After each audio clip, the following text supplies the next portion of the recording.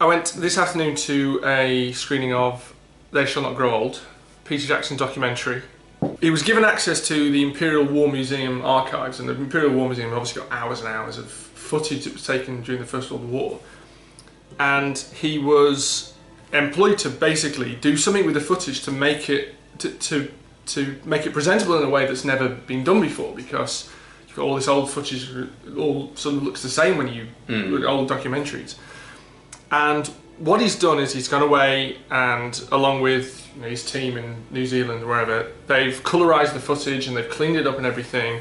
It's been presented in 3D, which actually I'll mention later, and added sound and added voiceovers from people there. So what you get is a fresh look at footage from the First World War, and it's absolutely incredible. To speak of the technical side first, it's all been coloured. It's been coloured really well, because if you've ever seen a coloured movie, a lot of them I remember watching a coloured copy of is it Alistair Sim Christmas Carol?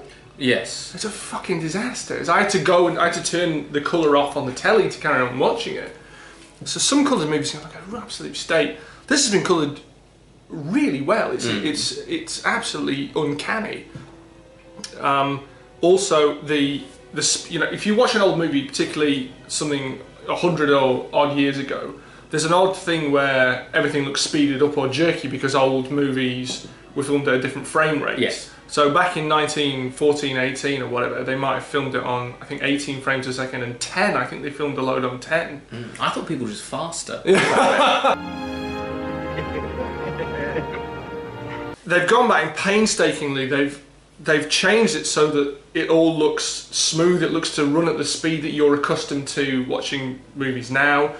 They've added this incredibly detailed soundtrack into it, by what I mean the diegetic sound in the movie. So if you watch an old documentary about the First World War, you get the sound of artillery and things like that, but you get the sound of everything. You get every little, if there's a car, every little sound of the car, all the people talking. There's this murmur of voices.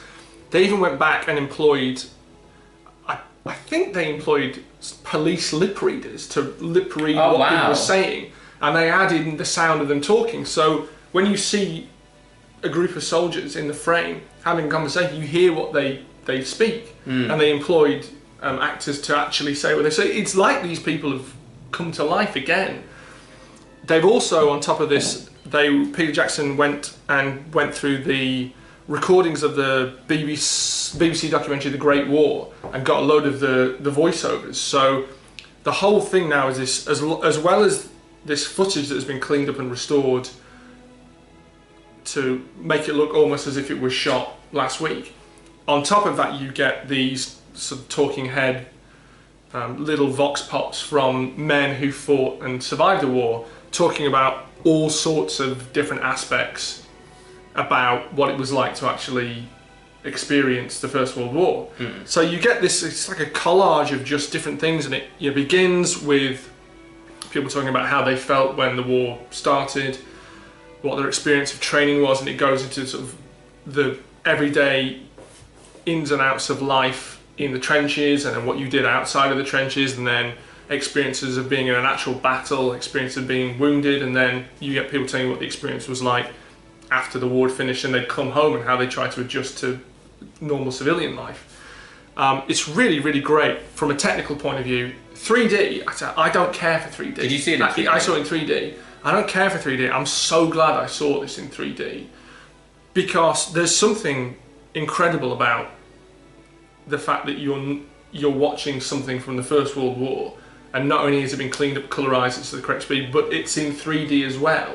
I say I'm not sold on the benefits of 3D, but I'm glad I saw this, if for no other reason than just to have experienced this in 3D, because I'm not sure it's an experience that many people will get, particularly if it's only going to be in a cinema for one day and then it's gone again. Maybe it'll run, if it's on a museum or something. I'm not sure where this is going, but I'm really glad that I saw it.